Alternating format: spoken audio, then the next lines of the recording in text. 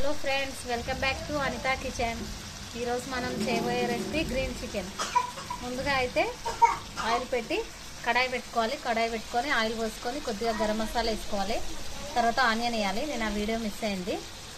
తర్వాత చికెన్ వేయాలి, కొంచెం ధనియాల పొడి, పసుపు, కొద్దిగా సాల్ట్ వేసి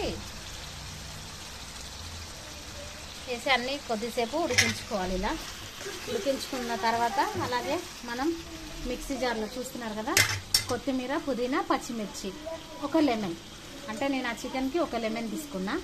మీరు వేసే చికెన్ బట్టి తీసుకోండి. ఇప్పుడు ఇదైతే దీంట్లో వేసుకుందాం. ఓకే ఫ్రెండ్స్, నేనైతే పచ్చిమిర్చి పేస్ట్ వేసుకున్నాను. ఇప్పుడు దీన్ని ఇలా కలిపేసుకోవాలి.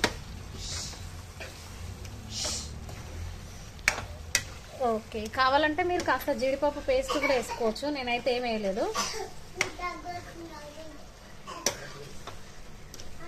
కొద్దిగా పులుపు కోసం నేను లెమన్ వేసుకున్నాను.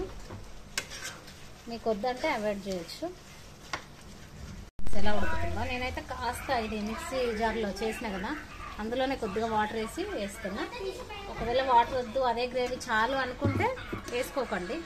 నేనైతే కొంచెం రైస్కి కదా, రోటీగా అయితే ఇంకా బాగుంటుంది. పూరి, రోటీ ఏదైనా సరే నేను కొద్దిగా వాటర్ వేసిన. ఇంకా ఇది ఒక 5-10 మినిట్స్ ఉడికిందంటే రెడీ అయిపోతుంది.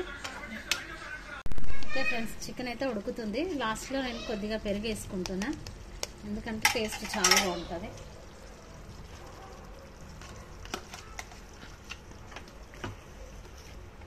చూసారు కదా, ఒక్క 5 మినిట్స్ మంట ఆయిల్లో పెట్టి తర్వాత స్టవ్ ఆఫ్ చేసేద్దాం.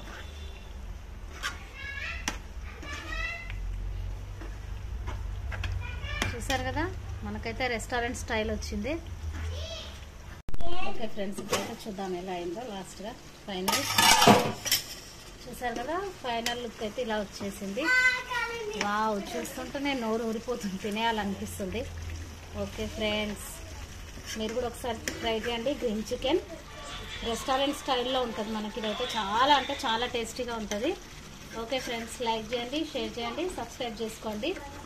Okay friends, bye.